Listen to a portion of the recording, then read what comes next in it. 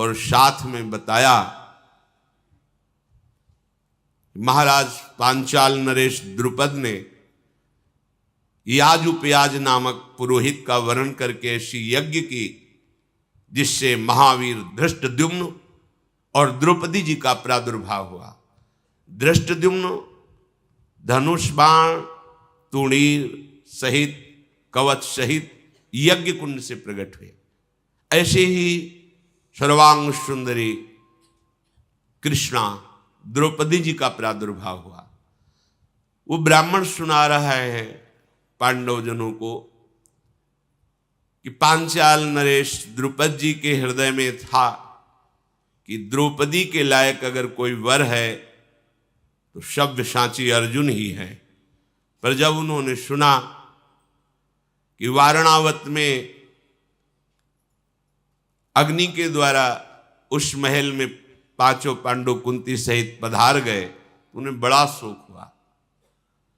वो बहुत दुखी बैठे थे कि द्रौपदी का पाणी ग्रहण करने के अधिकारी तो केवल पांडव ही हैं और वो पधार गए, अब क्या होगा। उनके जो आचार्य थे उन्होंने कहा कि जो धर्म से चलता है, सत्य बोलता है, उसका ऐसे मृत्यु नहीं होती। उस अग्नि महल में उनका जलकर मर जाना ये मुझे बिल्कुल विश्वास नहीं हो रहा, क्योंकि धर्मात्मा पुरुष की ऐसी मृत्यु नहीं होती। उनको यहां आना ही होगा। यदि आप स्वयंवर रचे और सर्वत्र ये सूचना पहुंचा दें कि द्रौपदी जी का स्वयंवर हो रहा है और जो स्वयंवर में लक्ष्य वेद कर देगा उसी को द्रौपदी जी वरमाला डालेंगी, अगर ऐसी सूचना फैल जाएगी और अगर पांडव जीवित है मेरा जैसा विश्वास कहता है तो अवश्य पधारेंगे। वो ब्राह्मण पांडवों को ही कथा सुना रहा है। प्रातः काल हुआ, ब्राह्मण अपने मार्ग को गया तो कुंती जी ने जिस ब्राह्मण के घर में टिकी हुई थी उनसे अनुमति ली और अपने पांचों पुत्रों के साथ यात्रा प्रारंभ की। युधिष्ठिर आदि का मन जब द्रौपदी के स्वयंवर की बात सुनी भगवत प्रेरणा से आकर्षित हो गया। कुंती जी से कहा कि मुझे विश्वास है कि स्वयंवर में अर्जुन ही लक्ष्य वेद करेंगे, द्रौपदी हमको ही प्राप्त होंगी, इसलिए हमें उत्साह हो रहा है, अब हम सीधे वहीं चलेंगे। सत्यवादी युधिष्ठिर का वचन कभी विनोद में भी मिथ्या नहीं हुआ।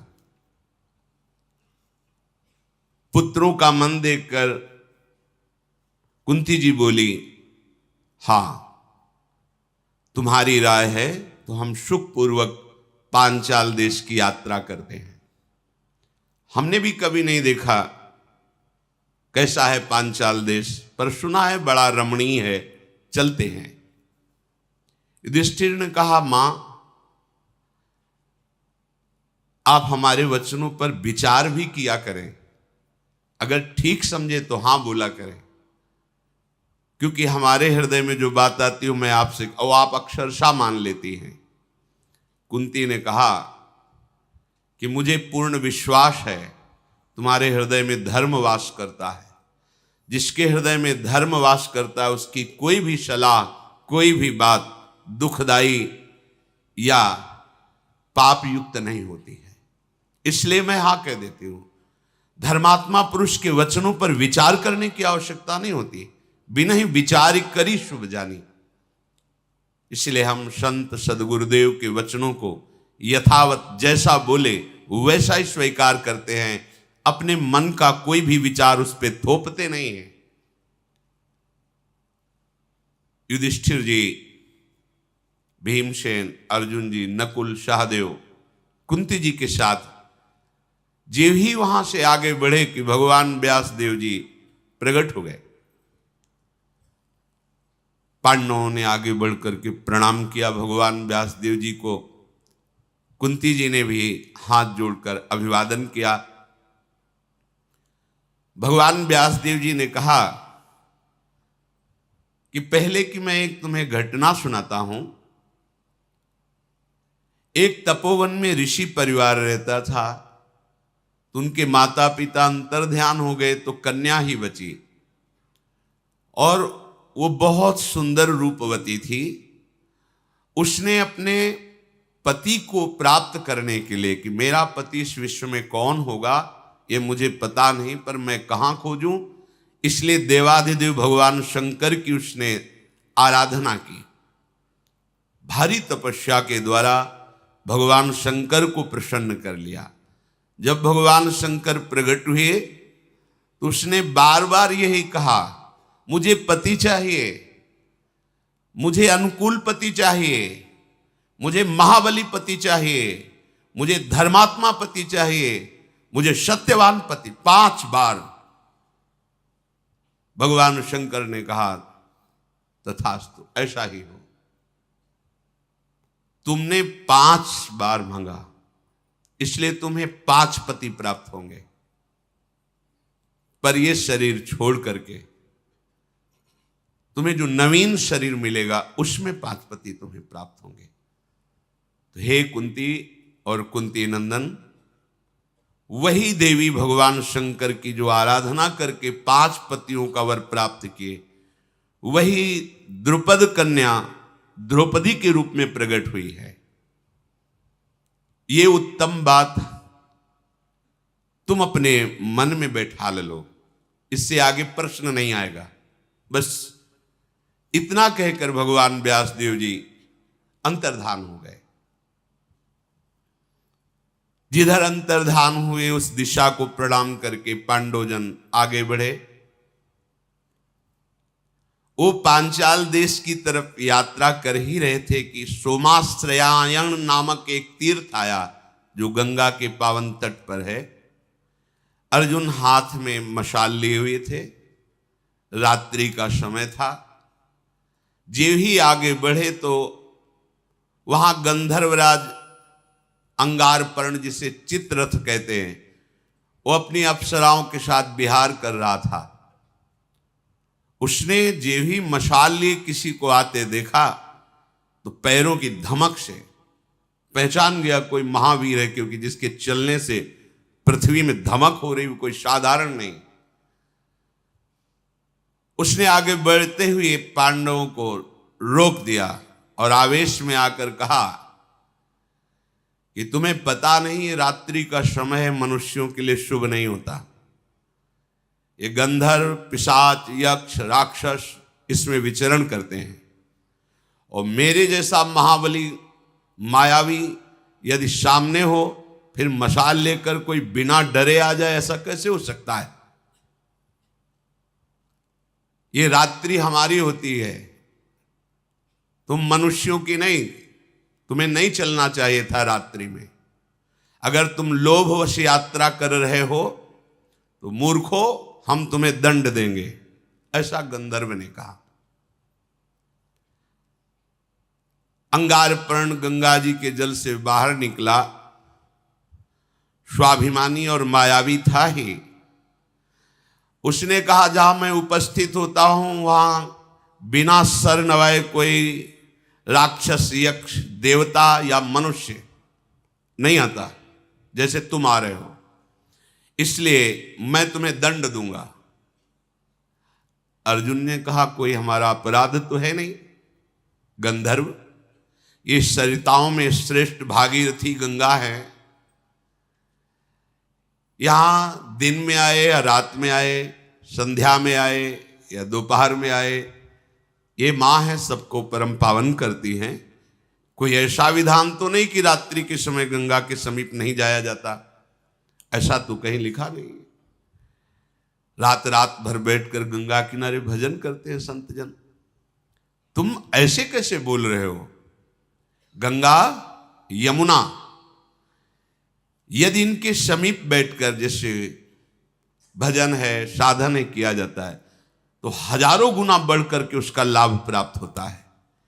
ये गंगा तो मूर्तिमान ब्रह्म स्वरूप है, परम पवित्र है। तुम ऐसा कैसे निर्देश कर सकते हो कि आप मनुष्य रात्रि में नहीं आ सकते? ऐसा न हमने कभी ब्रह्म ऋषि से सुना है, न कभी शास्त्रों में पढ़ा है। तो तुम हमें रोक कैसे सकते हो?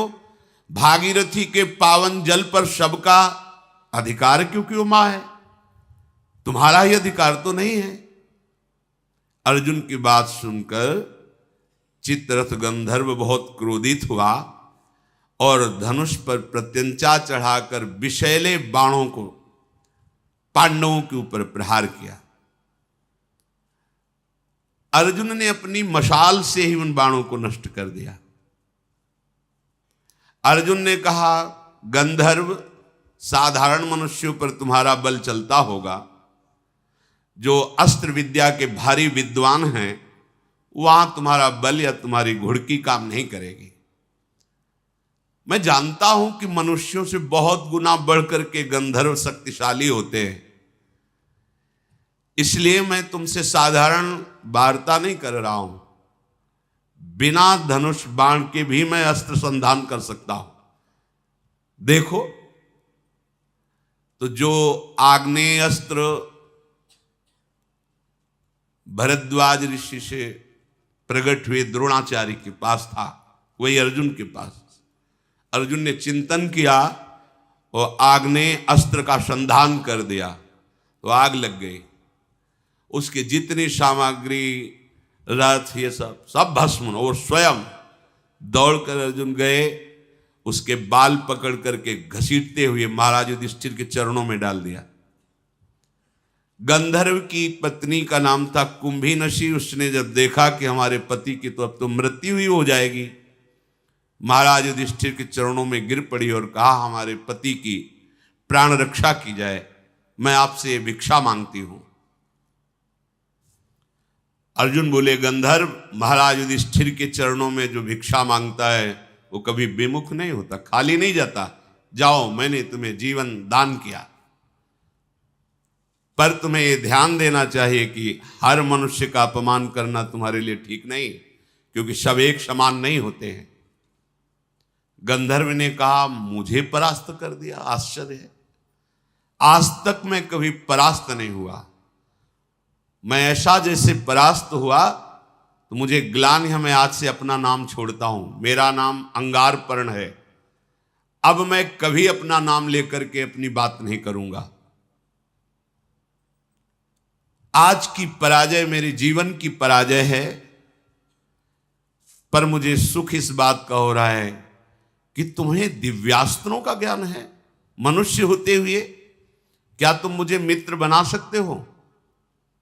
जितनी गंधर्व माया है मैं सब तुम्हें दे दूंगा, बस केवल तुम एक बार कहो कि मैं तुम्हें मित्र स्वीकार करता हूं। दिव्यास्त्रों का तो मुझे परिचय नहीं जो तुम्हारे पास है। आज मेरा सब कुछ भस्म हो गया, इसलिए जो मेरा गुप्त नाम चित्ररथ था, अब मैं दग्धरथ हो गया हूं। अब चित्ररथ नहीं कहलाऊंगा। पर यदि तुम महात्मा होकर भी हमें मित्र मान लेते हो तो मेरा जीवन धारण करना हो सकता है, नहीं तो मैं इतना लज्जायुक्त हो गया हूं। तुम मनुष्य हो, मुझे परास्त कर दिया। अर्जुन ने कहा, जो महाराज धर्मराज युधिष्ठिर की शरण में आ गया उसकी हर कामना पूर्ण होती। मैं तुम्हें मित्र स्वीकार करता हूं। गांधर्व ने कहा, एक विद्या हमारे पास है जिसका नाम है चाक्षुषी। ये विद्या ऐसी है कि जो भी देखना चाहोगे सूक्ष्म से सूक्ष्म, वो तुम्हें विशाल करके दिखाई देगी। कहीं भी किसी भी बात को देखना चाहो, किसी भी लोक की बात को, ये चाक्षुषी विद्या है। जहां तुम ध्यान करोगे वो विशाल रूप से तुम्हारे सामने दिखाई देगी। तीनों लोकों में कोई भी वस्तु कहीं भी हो, तुम अपनी आंख के सामने देखोगे। इस विद्या का प्रभाव है। 6 महीने एक पैर केवल खड़ा रहकर तपस्या के द्वारा गुरु आराधना करके मैंने ये विद्या प्राप्त की थी। इस विद्या के बल से हम सब कुछ देख लेते हैं, कौन आ रहा है, कितना प्रभावशाली है, क्या उसके मन में चल रहा है, आदि आदि। और मैं आपको अपने गंधर्व लोक के ऐसे 100 घोड़े भेंट करता हूं जो पृथ्वी में कभी समानता कर ही नहीं सकते घोड़े, ये आकाश मार्ग से चलने वाले, ये छोटा बड़ा पतला सूक्ष्म महान रूप धारण करने वाले, जिस समय जैसी आवश्यकता होती है, ये जल में भी थल की तरह चलते हैं, वायु में भी चलते हैं, आकाशगामी भी हैं। जिस समय जैसी आवश्यकता हो वैसी गति धारण कर लेते हैं। अर्जुन ने कहा मैं किसी का दान स्वीकार नहीं करता। तुम बड़ी प्रसन्नता प्रकट करके जो कह रहे हो मैं दान स्वीकार नहीं करता, मैं वीर हूं, जबरदस्ती छीनता हूं क्षत्रिय धर्म के अनुसार, ये तुम्हारा दान धर्म हम स्वीकार नहीं करते। गंधर्व ने कहा दान धर्म नहीं, तुमने जीवन दान दिया है, हमें दान दिया है जीवन दान, अब जो कुछ भी हमारा है वो सब कुछ आपका है, आप स्वीकार कीजिए। यदि आपको ऐसा लगता है कि ये दान है तो आपसे एक प्रार्थना है, जिस अस्त्र का संधान करके आपने मुझे तापित किया उस आग्नेय अस्त्र की मुझे शिक्षा दे दीजिए, बराबर हो जाएगा। हम पूरी गंधर्व विद्या, चाक्षुषी विद्या और ऐसे दिव्य घोड़े आपको दे रहे हैं, आप आग्नेय अस्त्र की शिक्षा मुझे दे दीजिए। अर्जुन ने कहा तो ठीक है, ये सब अपने पास रखो, जब आवश्यकता होगी तब हम ले लेंगे, आग्नेयास्त्र की शिक्षा मैं तुम्हें देता हूं। गंधर्व बोला कि आपको एक बात मैं अपनी तरफ से बताऊं, मैं जानता था कि आप कौन हैं, पर आप मुझसे जीत नहीं सकते थे, मेरी कमी थी इसलिए जीत गए, अगर तुम्हारी कमी ना होती तो मैं तुम पर आक्रमण भी नहीं कर सकता था। तो अर्जुन ने कहा मेरी कमी क्या थी? बोले तुम तपस्वी वेश में और बिना गुरु के चल रहे हो, इसलिए मैंने आक्रमण कर दिया। तुम्हें पता होना चाहिए कि जिस वेश में तुम चल रहे हो, यक्ष राक्षसी गंधर्व पिशाची दानवी ये माया आक्रमण करती हैं, बैरागी तपस्वी, और यदि वो गुरु को आगे करके चलते हैं तो ये मायावी जन उनके ऊपर माया का प्रयोग ही नहीं कर सकते, और तुम्हारे सामने कोई गुरु नहीं है और तुम्हारा वेश तपस्वी का है, इसलिए तुम्हें ये दोष पाकर के हमने आक्रमण किया।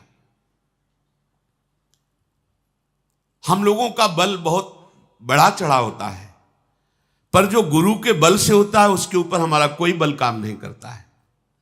इसीलिए सेवक जी ने कहा है, राधा वल्लभ भजत भज भली भली सब होए, जीते विनायक शुभ अशुभ विघ्न करे नहीं कोई, विघ्न करे नहीं कोई, डरे कलिकाल कष्ट भय, हरे सकल संताप हरसि हरिनाम जपत जय।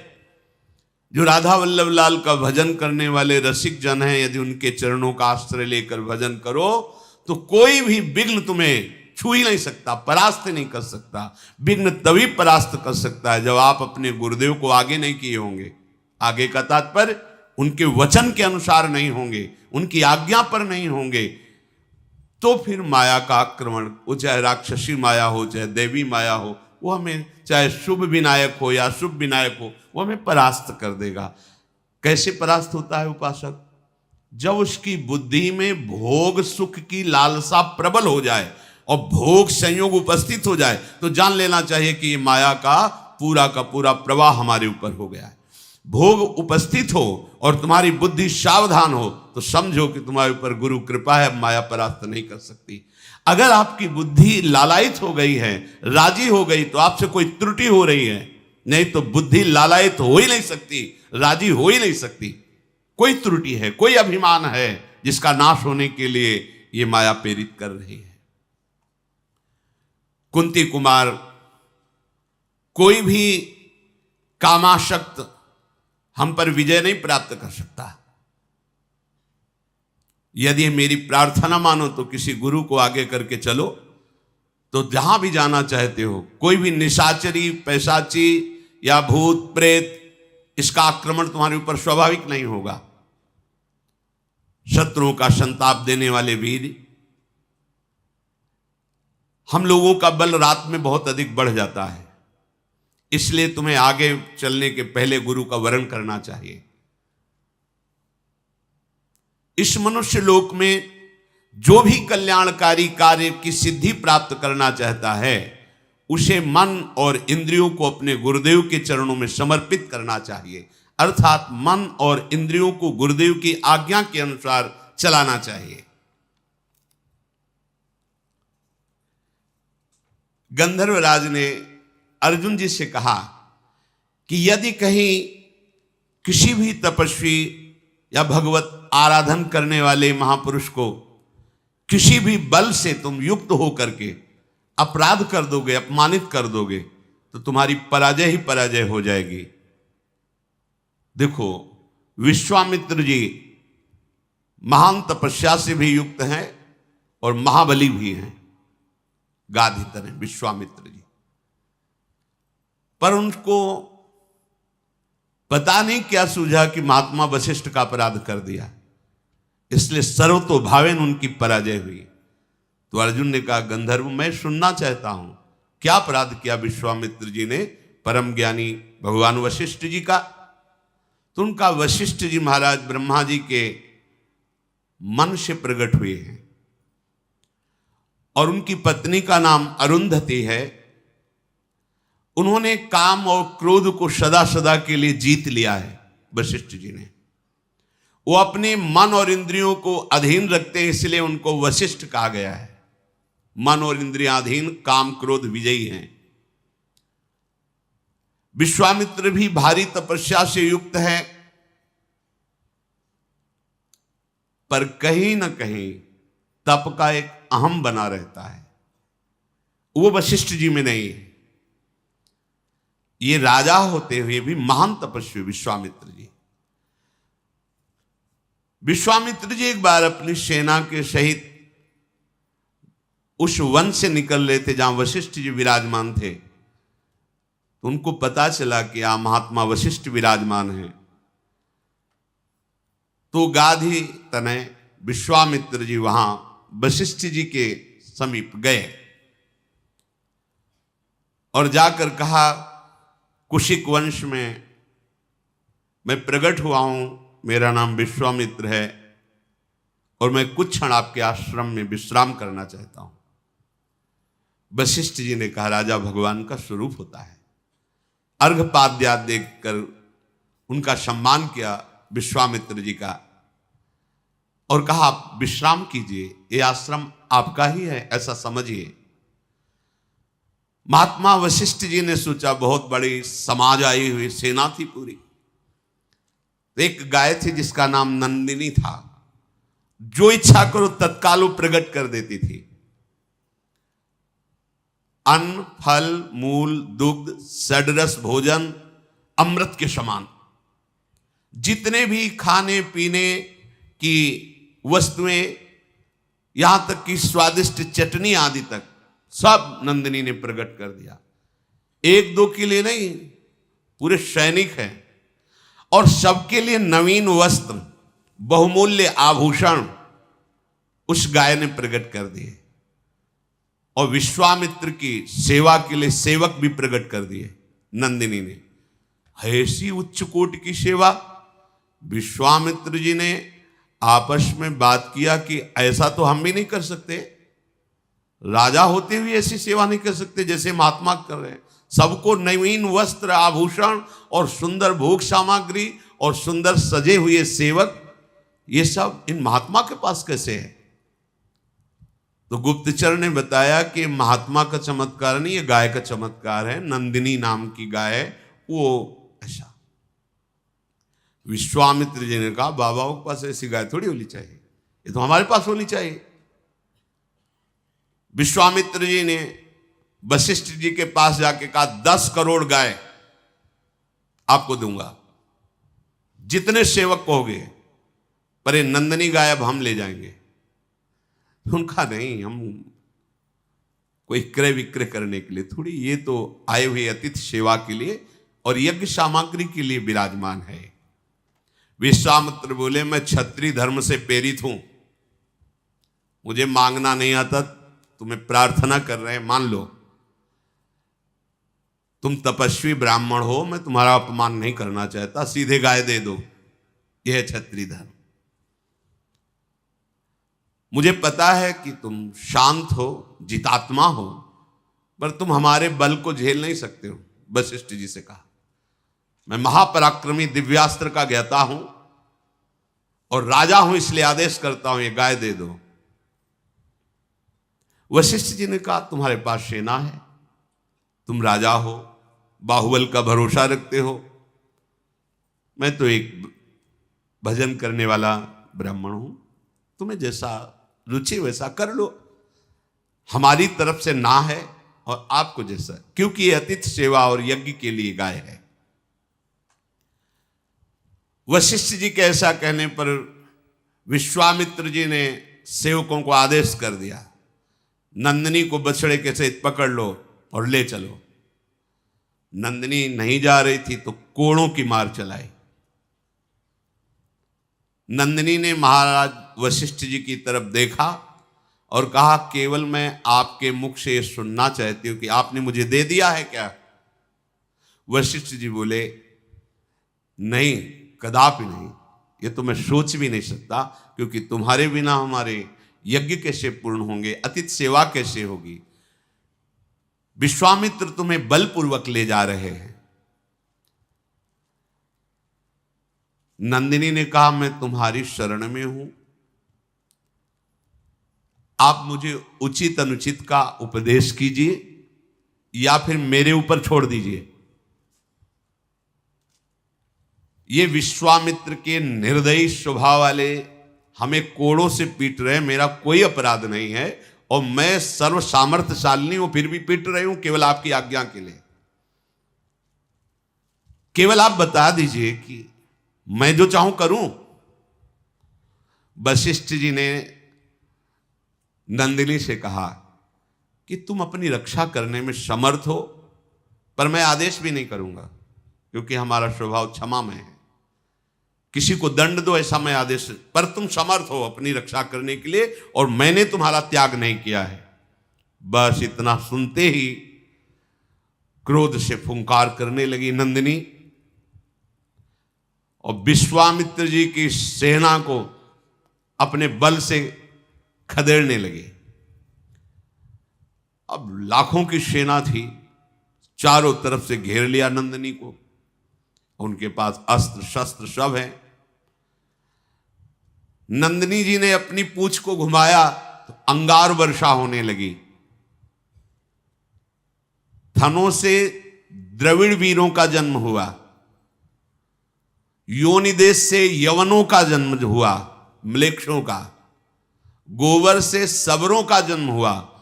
ऐसे प्रचंड बलवान क्रोधी स्वभाव वाले ये सब दौड़ पड़े विश्वामित्र जी की सेना। जितनी सेना थी, एक एक सैनिक को 10-10 वीरों ने घेर लिया और ये सब नंदिनी जी से प्रकट हुए हैं।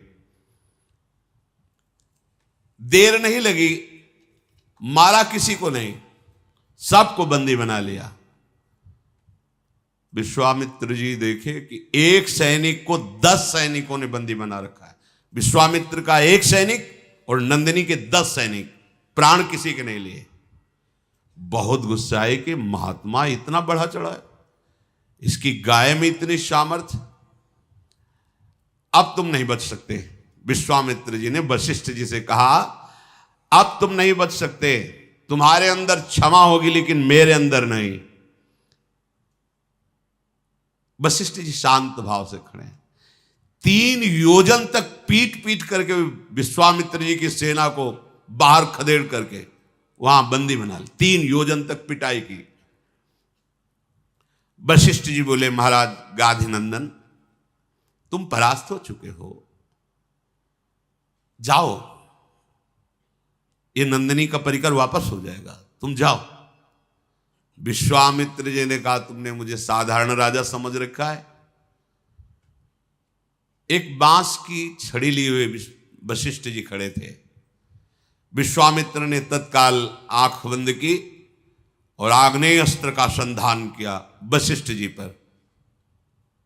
बस वशिष्ठ जी ऐसे बांस की छड़ी ऐसे कर देते, आग्नेय अस्त्र शांत, वरुणास्त्र, इंद्रास्त्र, याम्यास्त्र, वायुवास्त्र, सब अस्त्रों का प्रयोग कर लिया। बस वो एक छड़ी लेकर ऐसे कर देते, उनके अस्त्र बेकार हो जाते। सारे अस्त्र, दिव्यास्त्र सब निष्फल। विश्वामित्र जी ने कहा, विश्वामित्र छत्र भावान निर्विण्णो वाक्यमब्रवीत दिग्बलम क्षत्रि बलम ब्रह्म तेजो बलम बलम। धिक्कार है हमारे बल को। आज हमने देखा बल तो इन ब्रह्म ऋषियों में है। एक बांस की छड़ी ऐसे कर दी, सब दिव्यास्त्र बेकार। विश्वामित्र जी से फिर वशिष्ठ जी ने कहा, आप जाओ, आराम से जाओ, तुम बलहीन हो चुके हो, अपनी सेना ले जाओ और फिर किसी ऋषि का अपराध न करना। पर इनके मन को शांति नहीं। भारी तपस्या के द्वारा मैं दंड दूंगा ही वशिष्ठ को। अगर ये ब्रह्म बल से युक्त है तो ऐसी तपस्या करूंगा कि ब्रह्म ऋषि बनूंगा, फिर इनको दंड दूंगा। अभिमान का नाश होना बहुत कठिन होता है। भारी तपस्या की, तपस्या करते यदि किसी से द्वेष है तो सफल नहीं होती। सिद्धांत है, विचार के इनके वंश का विनाश कर देंगे। ओ क्रोध बड़ा विचित्र होता है। वशिष्ठ जी के बड़े पुत्र शक्ति जी वो आ रहे थे, सकरा मार्ग था, तो एक राजा कलमसपाद जी वहां से जा रहे थे। शक्ति मुनि ने कहा कि मार्ग छोटा है, आप हट जाइए, क्योंकि जब ऋषि पधारते हैं तो राजा को भी मार्ग देना होता है। उसने कहा, आपको शायद पूरा ज्ञान नहीं है क्या? राजा भगवान का स्वरूप होता है, जब पधारता है तो ऋषि भी पाद्यर्घ्य देकर उसको मार्ग देते हैं। ये बात हो ही रही थी कि विश्वामित्र जी ने देखा और एक राक्षस को मंत्र के द्वारा राजा पे आविष्ट कर दिया। शक्ति महाराज को खा गया वो राजा। 100 पुत्र विश्वामित्र जी ने महाराज वशिष्ठ के राक्षस आवेश करा करके खवा दिए। भारी तपस्या में संलग्न। एक दिन रहा नहीं गया, सोचे आज तो जाकर वशिष्ठ जी को हम जैसे भी होगा मारेंगे। जब वहां गए तो अरुंधति जी कह रही थी, देखो भगवान कितनी सुंदर चांदनी फैली हुई। वशिष्ठ जी ने कहा, हाँ, महातपस्वी ब्रह्म ऋषि विश्वामित्र के जैसे तप प्रकाशित हो रहा है वैसे ये चांदनी प्रकाश। हार गए विश्वामित्र। मैंने 100 पुत्र मारा फिर भी क्रोध नहीं, और मेरी बात मेरी बड़ाई कर रहे। गए साष्टांग चरणों में लेट गए, बोले आप जैसा क्षमावान और आप जैसा महात्मा मैंने देखा नहीं। आज से हमारा क्रोध शांत होता है, मैं सदैव आपके चरणों का आश्रय। ये गंधर्व ने कहा, कोई कितना भी बलवान हो, यदि गुरुजनों का महापुरुषों का अपराध कर दे तो वो परास्त ही होता है। इसलिए हमारी प्रार्थना है कि आप किसी भी ऋषि को गुरु रूप में वरण कर लें। तो उन्होंने कहा, आप संकेत कीजिए, यहां कौन ऐसा है जिसको मैं गुरु रूप में वरण कर लूं, जो हमारे अनुरूप हो। गंधर्व बोला, ये सामने उत्कच तीर्थ है, इसमें धौम्य मुनि तपस्या कर रहे हैं, आप जाकर उनको गुरु रूप में वरण कीजिए।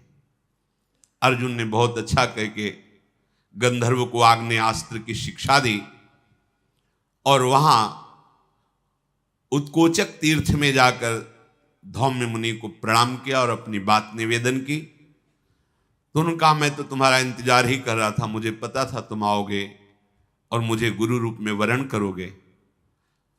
मेरा सौभाग्य है कि तुम पांडवों का, मैं कोई शिष्य ऐसे होते हैं जिनको देखकर गुरु को भी इस बात की शीतलता होती कि हमें सौभाग्य है जो आज्ञा पालन करने वाला शिष्य प्राप्त हुआ है।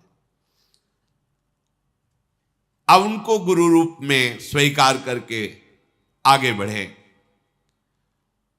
जैसे आगे चलते जाते तो मंत्रों के उच्चारण द्वारा जल छिड़कते जाते, कोई भी विघ्न, कोई भी बाधा पांडवों को स्पर्श न कर सके। नरश्रेष्ठ पांचों भाई पांडव द्रौपदी के लिए पांचाल देश में प्रवेश किया। अब वहां सोचा कि अगर मैं राज्य के अंदर प्रवेश करता हूं तो कहीं कोई जानकारी न कर ले कि इतने महाबली कौन हो सकते हैं। तो उस गांव में एक किनारे कुम्हार का घर था गांव के बाहर, उसके पास गए और कहा मुझे कुछ दिन के लिए यहां रख लीजिए।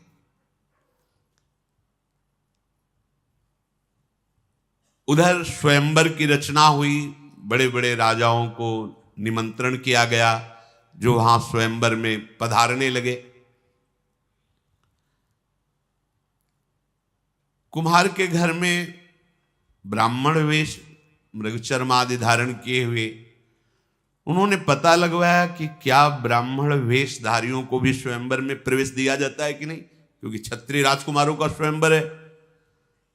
तो वहां सूचना मिली कि ब्राह्मणों को विशेष आसन दिया गया है स्वयंवर में।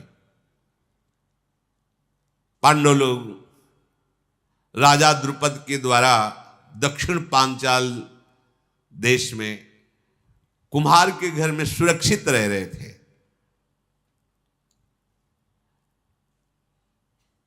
एक गुप्तचर को भेजा और कहा स्वयंवर की क्या दशा है। उसने आके बताया कि ऐसा लक्ष्य भेद रखा गया है कि सिर्फ अर्जुन ही भेद सकते हैं, दूसरा नहीं। उनको पता नहीं कि पांडव ये हैं। महाराज द्रुपद की आंतरिक इच्छा थी कि द्रौपदी का वर केवल अर्जुन हो सकता है। तो उन्होंने एक ऐसा कृत्रिम लक्ष्य रखा है कि एक छोटा सा छिद्र यंत्र के आसपास पटा हुआ है और उस छिद्र के ऊपर मछली जो निरंतर घूम रही, उस छिद्र से 5 बाण घूमती हुई मछली के आंख में मारना है। उस छिद्र से, जैसे कहीं कहीं छोटी छोटी कथाओं में कि वो नीचे से तेल पर आकृति देके, महाभारत ग्रंथ में ऐसा नहीं। ग्रंथ में है कि एक ऐसे सपाट ऊपर आकाश की तरफ और उसमें एक छिद्र, और उस छिद्र के ऊपर मछली ऐसी घूम रही है और उस छिद्र से घूमती हुई मछली की आंख में 5 बाण मारने हैं। 5 बाण ही रखे, जो बराबर 5 बाणों को संधान करके मार देगा, द्रौपदी उसी के गले पे जयमाला डालेंगे। द्रौपदी की ऐसी घोषणा है। पांडव निश्चिंत हुए, गए और ब्राह्मणों के बीच में बैठ गए। महाराज द्रुपद की घोषणा सुनाने के लिए धृष्टद्युम्न ने कहा, हमारे महाराज की घोषणा है, जो वीर इस धनुष पर प्रत्यंचा चढ़ाकर 5 बाणों से इस छेद के ऊपर जो मछली है उसकी आंख में लक्ष्य वेद कर दे, वही हमारी बहन को प्राप्त कर सकता है।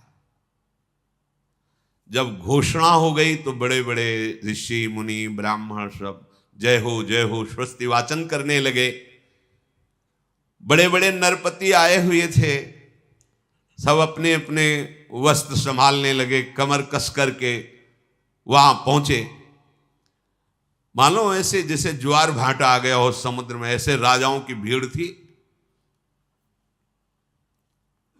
जनपद की प्रजा भी देख रही थी। राजकुमारी द्रौपदी जयमाला लिए हुए स्वयंवर में पधारी। ऐसा स्वरूप, श्याम वर्ण, कमल नयनी, देखते ही सब बस अब हम ही लक्ष्य वेद कर ले। पूरा समाज बैठा हुआ है, एक एक राजा उठता है तो कोई कोई धनुष खींचकर उसमें प्रत्यंचा चढ़ाता है। ऐसा झटका लगता है कि मुंह भरा नीचे गिर जाता है, अपने कपड़े संभालता चुपचाप बैठ जाता है जाके। दुर्योधन दुर्विशह दुर्मुख दुष्प्रदर्शन विविंशति विकर्ण कर्ण दुशासन, ये सब बड़े बड़े कौरवजन भी अपनी। इधर भगवान श्री कृष्ण बलराम ये भी आए हुए थे। भूमंडल के विख्यात विख्यात जितने वीर हैं, शल्याद, सब, जरासंध, सब आए हुए थे। वे सब क्रम से उठने लगे, जैसे जो ज्यादा सम्माननी वो पहले जाए। लक्ष्य वेधने का दृढ़ संकल्प करके पर भगवान श्री कृष्ण ने जितने यदुवंशी वीर आए थे सबको इशारे से कहा कोई नहीं उठेगा, चुपचाप। तो जितने द्वारिकापुरी की तरफ से आए हुए थे सब कोई नहीं उठा। बलराम जी ने कहा ऐसा क्यों तुम कह रहे हो? तो उनका वो देखो मृगचर्म पहने 5 बैठे ना, वही पांडव है और ये वेद अर्जुन के लिए है। अच्छा ये अर्जुन है, हमने तो सुना था कि उसमें अग्नि महल में बस नहीं, वो देखो 5 बैठे। बलराम जी को बड़ी प्रसन्नता हुई। केवल भगवान ने बलराम जी को संबोधन किया। अब उस समय कोई कोई तो धनुष की प्रत्यंचा चढ़ाने को बस होते कि वो अब बस बंधने वाली, ऐसा झटका लगता गिर जाते। किसी के बाजू टूट जाती, किसी के माथा टूट जाता, इतना कठोर धनुष रखा गया था दूसरा चढ़ा ही न पावे। द्रौपदी की आशा लिए हुए जाके बैठ जाते, प्रत्यंचा ही नहीं चढ़ा पाए बड़े बड़े वीर। राजाओं की अवस्था ऐसी देखकर दुर्योधन भी पहुंचा पर उसके घुटने फूटे, प्रत्यंचा तो चढ़ा नहीं पाया। दुर्योधन को ऐसा देखकर कर्ण को सहन नहीं हुआ, भुजा ठोकता हुआ पहुंचा, धनुष उठाया, प्रत्यंचा चढ़ाई और बाण में हाथ 5 बाणों को ऐसे उठा के लक्ष्य की तरफ देख रहा था। द्रौपदी जी ने कहा कौन है ये? तो जो घोषणा करने वाले थे उनका सूत पुत्र कर्ण बोले किसी भी तरह तेरे को स्वीकार नहीं कर सकती, रख धनुष बाण, नीचे उतर। आकाश की तरफ देखता हुआ कर्ण नीचे उतरा। क्या कर सकता है? कैसे कहे कि मैं सूत पुत्र नहीं हूं? जीवन भर अपमान सहना पड़ा कर्ण को, जीवन। महाबली महादानी है। द्रौपदी ने उच्च स्वर से कहा ये मेरा वर्ण करने का कैसे अधिकारी हो सकता है? हटाओ इसको सभा से। इतना बड़ा। तभी उसने अंदर गांठ बांध ली थी कि इस प्रश्न का उत्तर एक बार हम तुम्हें जरूर देंगे। यहीं से महाभारत का बीज पड़ गया। अब जितने वीर थे सब अपना अपना बल लगा करके, जरासंध भी हार गया, प्रत्यंचा नहीं चढ़ा पाया। कर्ण ने प्रत्यंचा चढ़ानी थी, शायद प्रयास के लिए छूट मिलती तो हो सकता लक्ष्यभेद भी करते, पर आगे अवसर ही नहीं मिला। शत्रुओं को संताप देने वाले धृतराष्ट्र पुत्र सब निराश बैठे थे। अब बड़े बड़े प्रभावशाली राजा जो देवताओं के समान बलवान थे वो भी सब हाथ पे हाथ मिसते रह गए। जब सब राजा अपना मुंह नीचा करके बैठ गए तो युधिष्ठिर जी ने अर्जुन से कहा उठ चल। इंद्र के समान तेजस्वी विशाल बाहु, अजान बाहु, और इनका भी वर्ण श्याम वर्ण है, कमल नयन। जे ही अर्जुन ब्राह्मणों की सभा में खड़े हुए, ब्राह्मण लोगों ने मंत्रोच्चारण शुरू कर दिया। हाँ भाई हमारा पक्ष है। मृगचर्म हिला हिला करके मंत्रोच्चारण करते, अवश्य विजयी होगा तू, अवश्य विजय है ब्राह्मण, तू अवश्य विजयी होगा। सब जितने बड़े बड़े राजा थे सब सर झुका के कि क्षत्रिय बल के द्वारा स्वयंवर की पूर्ति होती, कि आज ब्राह्मण बल विजय प्राप्त करेगा। सबको यह है कि ये ब्राह्मण भीख मांगने वाला क्या कर सकता है, उपहास ही होगा इसका। जब बड़े बड़े जरासंध शल्य आदि बड़े बड़े राजा हार गए, ये क्या कर सकता है।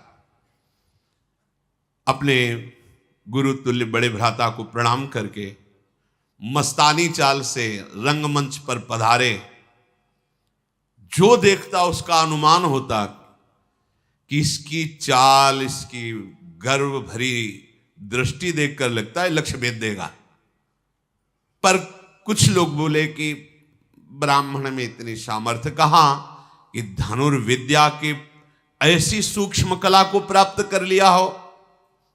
अर्जुन जी गए, धनुष की 4 परिक्रमा की, माथा झुकाकर, यह किसी ने नहीं किया था, जाके प्रणाम किया।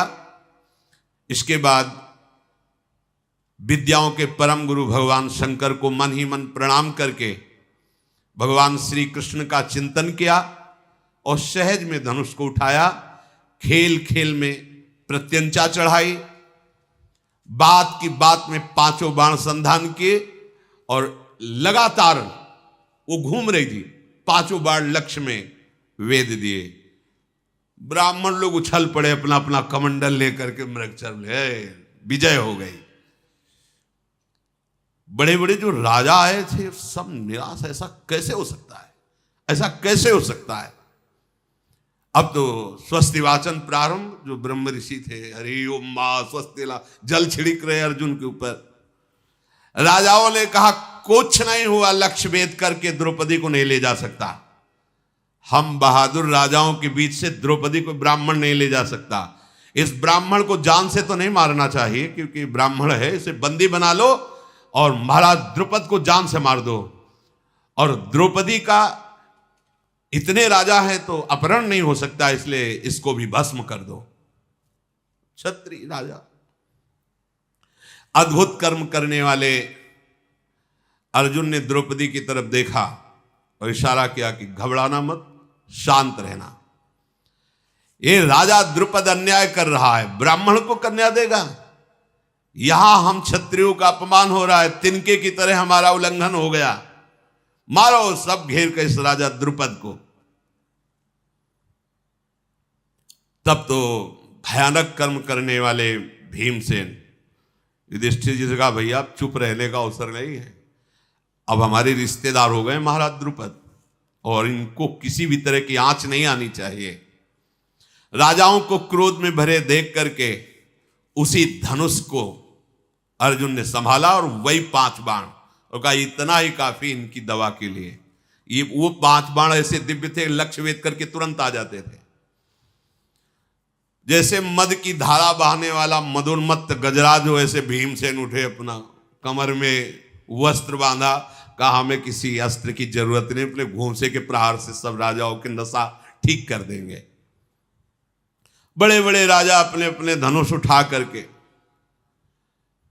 द्रुपद महाराज भागे और अर्जुन की शरण में आके रक्षा कीजिए, जब तुम इतने वीर हो तो हमारी रक्षा कर सकते हो। असाधारण बुद्धि वाले अर्जुन ने कहा कि अचिंत्य कर्मा युधिष्ठिर की जो शरण में आ जाता है उसको कोई नहीं मार सकता, चाहे देवता ही क्यों ना हो। आप निश्चिंत रहिए, ना आपकी प्रजा के, ना आपके राजभवन के और ना आपकी राजपुत्री का कोई भी किसी भी तरह से अमंगल नहीं कर सकता। आप इतना समर्थ के बीच में खड़े हो कि इस समय त्रिभुवन का कोई भी देवता, दैत्य, दानव सब मिलकर प्रहार करें तो भी आपका बाल बांका नहीं हो सकता। ये सुनकर द्रुपद को शंका हो रही थी कि ब्राह्मण में इतनी सामर्थ्य नहीं हो सकती। इनकी भुजाओं में जो धनुष की प्रत्यंचा के रगड़ है, इनकी अस्त्र पकड़ने की जो मूठ कला है, तो धनुर्धर अर्जुन के समान है, पर वो कह नहीं पा रहे थे। भगवान श्री कृष्ण ने कहा कि कुछ बोलना नहीं भैया बलराम जी से, पर्याप्त है।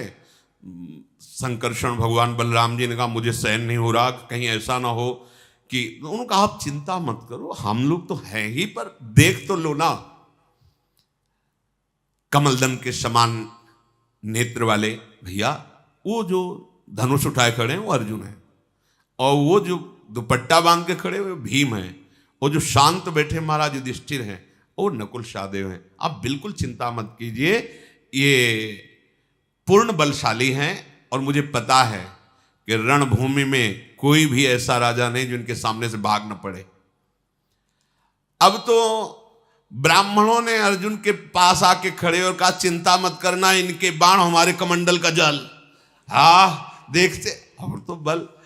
अर्जुन ने ब्राह्मणों को प्रणाम किया और कहा बस तुम्हारा आशीर्वाद ही काफी है, तुम एक मंडली बनाकर खड़े रहिए जिससे कोई अस्त्र शस्त्र तुम्हें छू न जाए, तुम्हारे जल की जरूरत नहीं है, मैं अकेला ही काफी हूं पूरी सभा के लिए। महाबली अर्जुन स्वयंवर में लक्ष्यवेद को प्राप्त करके द्रौपदी को इशारा किया मेरे पीछे चलो। द्रौपदी जो आज्ञा करके अर्जुन के पीछे चले, भीमसेन आगे चल रहे। कर्ण कूद पड़ा दुर्योधन के साथ कि अभी इस ब्राह्मण को मजा चखाते हैं। निर्भय होकर, उसको पता था कि ब्राह्मण हमारे सामने कैसे जीत कर ले जा सकते हैं। भीमसेन एक बड़ा ताड़ का वृक्ष था, उखाड़ा, उसके पत्ते उत्ते झाड़े, विशाल वृक्ष हाथ में लिया और आगे खड़े हो गए। राजाओं की मंडली टूट पड़ी भीमसेन और अर्जुन पर। अर्जुन का बाण संधान लक्ष्य भेद, मार मार के बाणों से कर्ण को बेशुद्ध कर दिया। और भीम का कोई बाण वाण का तो चक्कर था नहीं, पेड़ उठा के मार 500 राजा एक बार में मूर्छित हो रहे।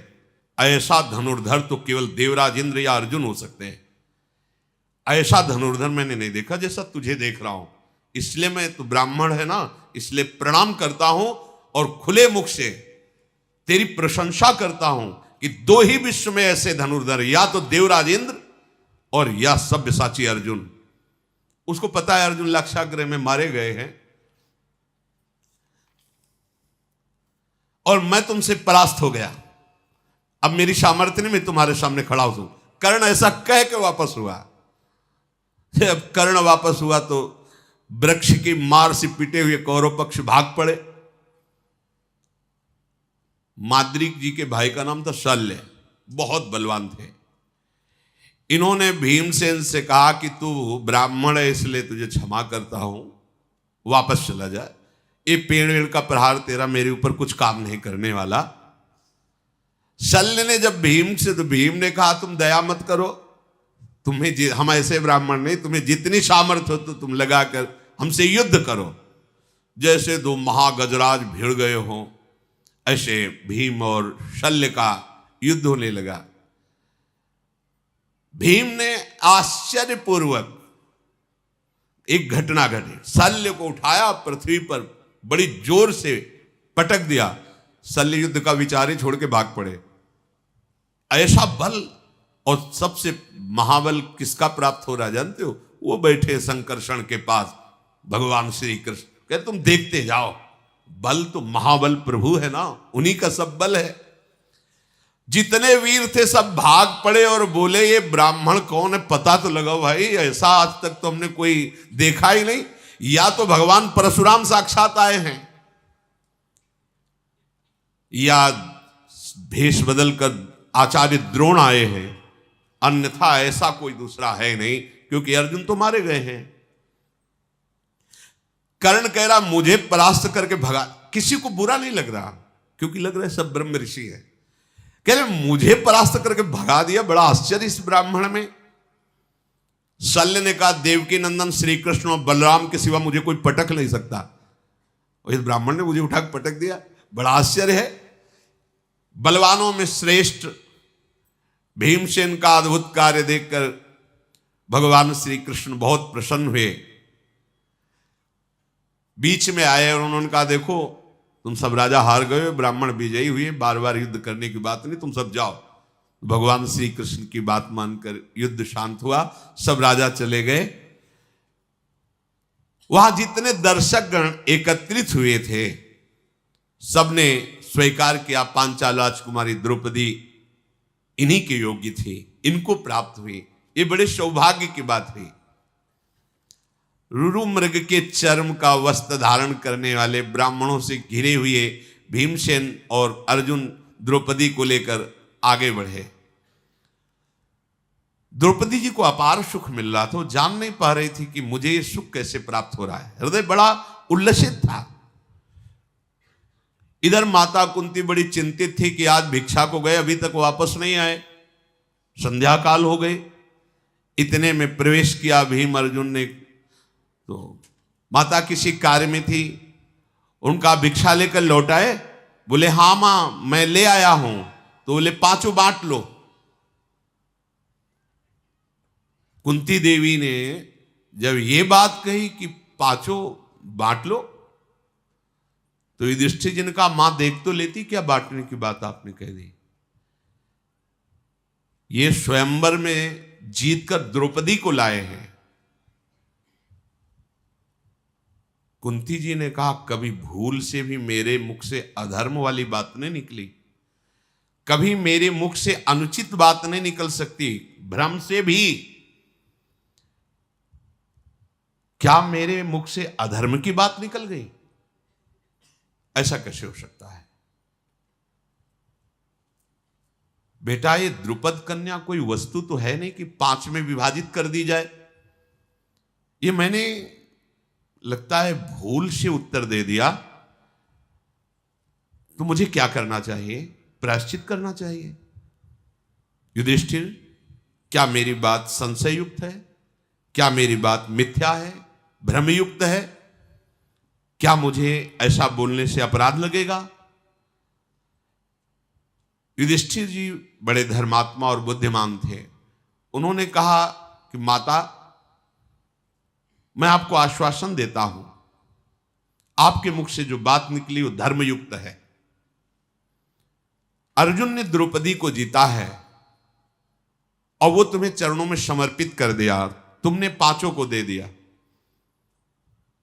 इसलिए तुम ऐसा ना सोचो कि तुमसे कोई अपराध बन गया या कोई मिथ्या वचन। अर्जुन बोले, नरेंद्र, अधर्म का भागी मुझे मत बनाइए। सबसे पहले आपका ब्याह होगा, फिर क्रम से। द्रौपदी आश्चर्यचकित हो रही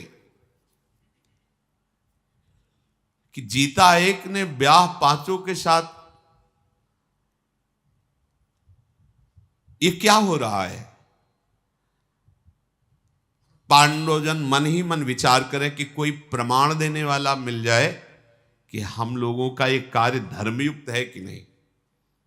कोई महर्षि, कोई ब्रह्म ऋषि इसका प्रमाण दें। ऐसा सोच ही रहे थे कि भगवान श्री कृष्णचंद्र जो और बलराम जो वहां गुप्त रूप से पधारे कुम्हार के घर में। अजात शत्रु महाराज युधिष्ठिर जी ही दृष्टि पड़ी, वसुदेव नंदन श्री कृष्ण तुरंत खड़े हो गए। प्रभु नजदीक गए और कहा, मैं श्री कृष्ण आपको प्रणाम करता हूं। और युधिष्ठिर जी के चरण छुए, क्योंकि बुआ के बड़े लड़के हैं। भीम को हृदय से लगाया। बलराम जी ने भी युधिष्ठिर जी को प्रणाम किया। कुंती जी के चरणों में माथा नवाया श्री कृष्ण और बलराम जी ने। वसुदेव जी की बहन है कुंती जी, और कहा, मैं गुप्त रूप से यहां इस घर में आया हूं, आप लोग सब सुखपूर्वक हैं? युधिष्ठिर जी ने कहा, आपकी कृपा है प्रभु। आपने कैसे पहचान लिया? भगवान ने कहा कि मेरा नाम वासुदेव है, मैं तुम्हें पहचान नहीं पाऊंगा। वासुदेव का तात्पर्य होता है वासना वासुदेवस्य वासितम भुवनत्रयम् सर्वभूत निवासोस्मि वासुदेव नमोस्तुते। अर्थात मेरे से सब प्रकट हुआ, मेरे में ही सब रह रहा है, और मैं जानूंगा नहीं। भगवान ने इतना कहा कि तुम ये जानो कि मेरा नाम वासुदेव है, और हंस दिया। ऐसा कौन अद्भुत कर्मा है जिसको मैं जानता ना हूं? सौभाग्य की बात है कि आप अग्निकांड से जीवित बच गए और द्रौपदी को भी प्राप्त किया। मेरे हृदय की भावना जो आपके प्रति है वो आपका सदैव रक्षा और कल्याण करती रहेगी। आप लोगों को कोई जान न पावे और हमें कोई ये न जाने कि आप हमारे हो, इसलिए मुझे गुप्त रूप से यहां से चल देना ही उचित लगता है।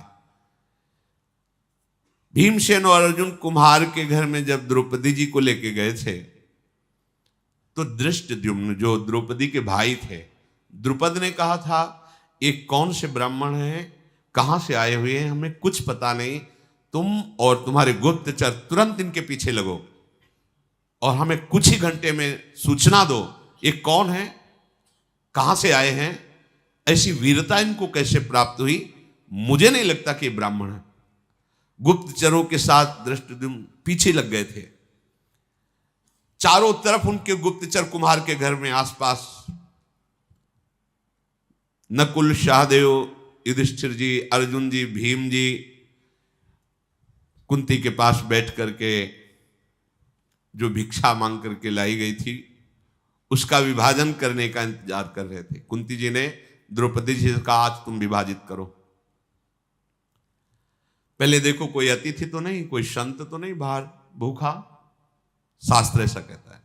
घर के बाहर निकल कर देखा, नहीं, तो अन्न का सीधा आधा भाग करो और इनको दो, भीम को आधा भाग, और इसमें शेष के 6 भाग करो, क्योंकि द्रौपदी जी भी है। 4 पांडवों में, 5वीं कुंती जी, 6वीं द्रौपदी जी, भीम को आधा भाग। जब सब पा रहे थे उसके बाद द्रौपदी जी ने बचा हुआ जो शेष भाग था उसे पाया। फिर जब सब प्रसाद पा चुके बैठ करके बातें शुरू हुई, यही सुनने के लिए गुप्तचर और धृष्टद्युम्न उनके भाई वो वीर गाथाएं अपने पिता पांडु महाराज की और भी बातें, सब राजधर्म से युक्त बातें कर रहे थे। धृष्टद्युम्न ने देखकर थोड़ा दुखी तो हुए कि इतने महान महल में पलने वाली इन मृगचर मोड़ने वालों के पास मांगी हुई भिक्षा का छठवांश पाकर द्रौपदी जी प्रसन्न मुद्रा में, किसी भी तरह का उनको असंतुष्टता नहीं, और सबके चरणों के समीप ऐसे ही बिना बिछाए लेटी, क्योंकि वो सब अपने मृगचर में ही लेटे हैं ऐसे ही, और वो राजकुमारी होते हुए एक बार भी प्रश्न नहीं किया कि मैं तो राजमहलों में रहने वाली, मेरे लिए ऐसी अव्यवस्था कैसी, पातिव्रत धर्म को जानने वाली थी। धृष्टद्युम्न तुरंत जाकर के द्रुपद को सूचना दी, महाराज हमारे गुप्तचरों द्वारा और हमारे द्वारा जो परीक्षण हुआ उस 100% वो ब्राह्मण नहीं है। उनकी वार्ता, उनकी चेष्टा, उनकी संगोष्ठी ये बताती है कि कोई महावीर हैं। द्रुपद राज ने तुरंत एक दूत को भेजा और कहा जाओ उनको कहो कि महल में तुम्हारा द्रौपदी के साथ स्वागत करने के लिए हम व्याकुल हैं, आप आइए और यहां प्रसाद पाइए। मेरी पुत्री कृष्णा को भी यहां लाइए। राजा द्रुपद के कहने पर तत्काल कुंती सहित 5 पांडव महल की तरफ चले। परीक्षा के लिए उन्होंने महल में प्रवेश करते समय कुछ ग्रंथ रखवाए, कुछ युद्ध की सामग्रियां रखवाई, कुछ अन्न के विभाग करके रखवाए, बहुत सी, और स्वयं खड़े होकर देख रहे थे। जब पांडवजन वहां से निकले तो दृष्टि पड़ी, भीम भयंकर गदा उठा के देखते, अर्जुन धनुष पर प्रत्यंचा चढ़ाते हैं, नकुल सहदेव तलवार को मुठ पकड़ के भाला लेकर, युधिष्ठिर देख किसी और तरफ नहीं देखा, सीधे गए। उच्च सिंहासनों को सजा के रखा था, जाके गर्व से बैठ गए क्रम के अनुसार। महाराज को निश्चित हो गया अगर ब्राह्मण होते तो संकोच होता इन सिंहासनों पर बैठने के लिए, बिल्कुल संकोच नहीं, और जैसे बैठने की प्रक्रिया होती राजाओं की उसी तरह बैठे हैं। और युद्ध की सामग्री पर इनकी दृष्टि गई, इसलिए मैं पक्का कह सकता हूं कि ये क्षत्रिय राजकुमार ही है। द्रुपद जी प्रसन्न होकर के आए और कहा कि देखो अब छुपाना नहीं, मेरा हृदय कहता है कि तुम पांडवजन ही हो, क्योंकि हमने परीक्षा लेके भी देखा और मेरा हृदय ऐसा कह रहा है कि तुम पांडव हो, तुम ब्राह्मण नहीं हो। क्या आप कृपा करके अपना परिचय दे सकते हो जिससे मेरा संशय छूट जाए? महाराज द्रुपद के ऐसा कहने पर महाराज युधिष्ठिर ने कहा, पांचाल राज नरेश, ये तुम्हारी कन्या जिसको प्राप्त होना चाहिए उसी को प्राप्त है। अर्जुन ने विजय प्राप्त की, मेरा नाम युधिष्ठिर, यह महाबलशाली भीम, ये नकुल सहदेव और ये पूज्य माता मेरी कुंती है। अपार सुख मिला महाराज द्रुपद को कि जो मेरा मनोयोग था भगवान ने उसे पूर्ण किया। नहीं तो मैं परेशान हो रहा था कि ऐसा कैसे हो सकता है कि कोई इतना प्रवीण ब्राह्मण होकर के ऐसे। युधिष्ठिर ने कहा फिर भी महाराज आपको हमने बता दिया, पर आपको प्रश्न करने का अधिकार नहीं था, क्योंकि आपने वहां कोई जात पक्ष नहीं लिखाया था, आपने केवल लक्ष्य वेद शर्त रखी थी, वैसे आपका पूछने का अधिकार नहीं था, क्योंकि लक्ष्य वेद करके ही द्रौपदी को प्राप्त किया। कोई आपसे दान नहीं लिया, आपसे प्रार्थना नहीं की, पर आपने प्रेम पूर्वक पूछा इसलिए उत्तर दे दिया। तदनंतर महातेजस्वी पांडु कुमारों को सुंदर भोजन पवाया गया।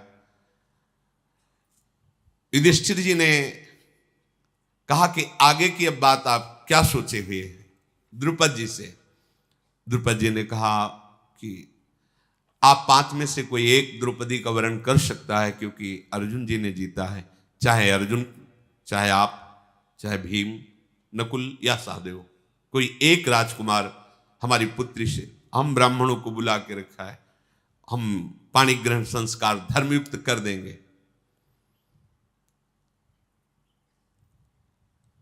युधिष्ठिर जी ने कहा, आपने सुना नहीं हमारी बात क्या? मेरी माता ने आदेश किया पांचों के साथ ब्याह होगा,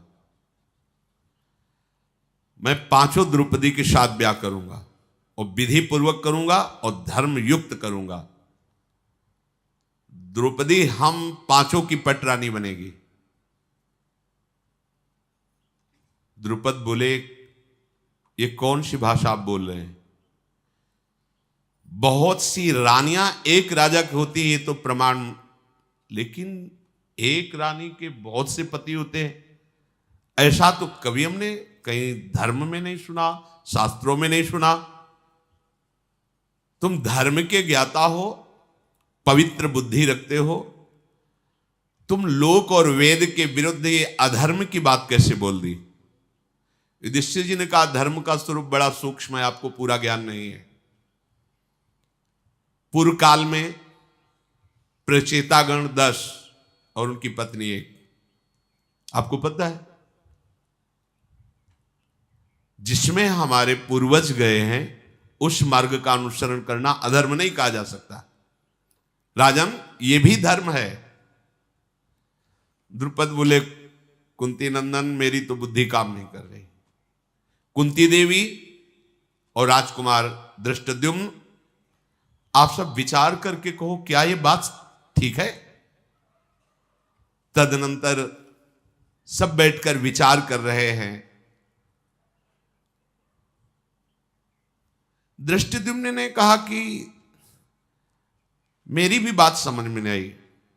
बड़े भाई की पत्नी छोटे भाई के लिए मां के समान है, छोटे भाई की पत्नी बड़े भाई के लिए पुत्री के समान पूजनी, अनुज वधू। फिर आप ऐसा कैसे कर सकते हैं? कैसे धर्म की रक्षा कर पाएंगे आप? मेरी समझ में तो बिल्कुल युक्ति संगत नहीं है। छोटे भाई की स्त्री के साथ बड़ा भाई कैसे समागम, बड़े भाई की जो पत्नी उसके साथ छोटा भाई कैसे समागम कर सकता है? मेरे लिए समझ में तो सूक्ष्म से सूक्ष्म बात ही अधर्म है। युधिष्ठिर जी ने कहा, मेरी वाणी कभी असत्य नहीं बोलती, मेरी बुद्धि स्वप्न में भी अधर्म को स्वीकार नहीं करती, और मेरा मन इस बात में राजी है, इसलिए परम धर्म है। धर्मात्माओं में श्रेष्ठ जटिला नाम की गौतम गोत्र की कन्या 7 ब्रह्म ऋषियों से विवाह किया था। कंडमुनि की पुत्री वार्क्षी ने तपस्या से पवित्र अंतःकरण वाले 10 प्रचेताओं को पति रूप में वर्ण किया था, 10 के साथ एक पुत्री। तो धर्मज्ञ गुरुजनों के द्वारा बताया गया धर्म संज्ञक मार्ग ये भी है, इसमें कोई दोष नहीं। सब गुरुओं में श्रेष्ठ मेरी माता कुंती मेरी प्रथम गुरु हैं, और वो महान भक्त भी हैं। उन्होंने आदेश किया 5 बांट करके बराबर, अब यही धर्म हमारे लिए है। हमारी माता का कहा हुआ वचन कभी मिथ्या नहीं हो सकता। ये सब बात चल ही रही थी कि इतने में भगवान व्यास देव जी पधारे। सब आनंद से मुकर उनका अर्घपाद्य आदि से पूजन किया। बैठाओ का प्रभु। द्रुपद जी ने कहा कि ये समस्या है। भगवान व्यास देव जी ने कहा, ये जो महाराज युधिष्ठिर बोल रहे हैं ये धर्म है, ऐसा विधान है। द्रुपद, तुमसे हम एकांत में बात करना चाहते हैं। हाथ पकड़ा भगवान व्यास देव जी ने, द्रुपद को एकांत में ले गए और कहा, तुम सब हमारी प्रतीक्षा करो। भगवान व्यास देव जी ने द्रुपद से कहा कि एक बार की बात है कि एक तपोवन में एक मुनि कन्या भारी तपस्या से युक्त होकर भगवान शंकर को प्रसन्न किया, और महादेव जी जब प्रकट हुए तो उसने 5 बार पति की मांग की। धर्मात्मा पति प्राप्त हो, सत्यवादी पति प्राप्त हो, महाबली पति प्राप्त आदि आदि। तो भगवान महादेव जी ने तथास्तु कहा। वो जो मांगा ये पांचों हैं, धर्मराज, युधिष्ठिर, अर्जुन, भीमसेन, नकुल, सहदेव। तो ये महादेव के वरदान से उसको प्राप्त हुई। ये पहले से विधान है, कोई नया विधान यहां प्रकट नहीं हुआ है। महाराज द्रुपद बिना कुछ विचार किए उन 5 महापुरुषों को अपनी पुत्री का वरण कर दो। ब्रह्मा जी ने पहले से ही ये विधान रच रखा है, ये अधर्म नहीं है। भगवान व्यास देव जी ने ऐसा उपदेश किया। महाराज द्रुपद ने ब्राह्मणों के द्वारा जो पाणी ग्रहण संस्कार की प्रक्रिया है, उससे पांडवों का ब्याह करें। आज शेष चर्चा आगे। श्री राधा